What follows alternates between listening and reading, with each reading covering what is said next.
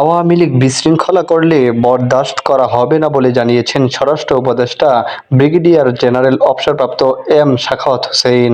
তিনি বলেন, আওয়ামী লীগ লোক জড়ো করুক আর যাই করুক, আমি আপনাদের কাছে অনুরোধ করি এমন কিছু করবেন না যাতে আপনাদের জীবন বিপন্ন হয়, কারণ এদেশের জনগণ এখনও আপনাদেরকে গ্রহণ করতে আসেনি।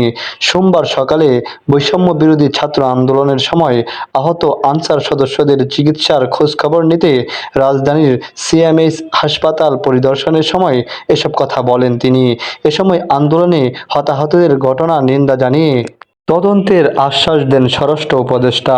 আওয়ামী লীগের উদ্দেশ্যে এম সাখাওয়াত হোসেন বলেন, আমি বরং মনে করি আপনারা আপনাদের পার্টি রিঅর্গানাইজ করুন। এ পার্টির অনেক অবদান আছে বাংলাদেশে, এটা আমরা অস্বীকার করতে পারি না। তারা পলিটিক্যাল পার্টির মতো যেন থাকে।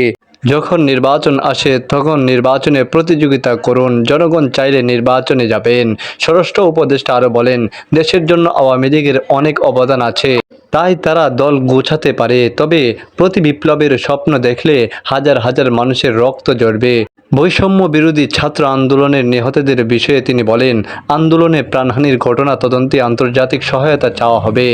সাখাওয়াত হোসেন বলেন, আগামী 19 আগস্টের মধ্যে লুট করা অস্ত্র থানায় জমা দেওয়ার নির্দেশ দেওয়া হয়েছে। এরপর কারো কাছে এসব অস্ত্র পাওয়া গেলে কঠোর ব্যবস্থা নেওয়া হবে।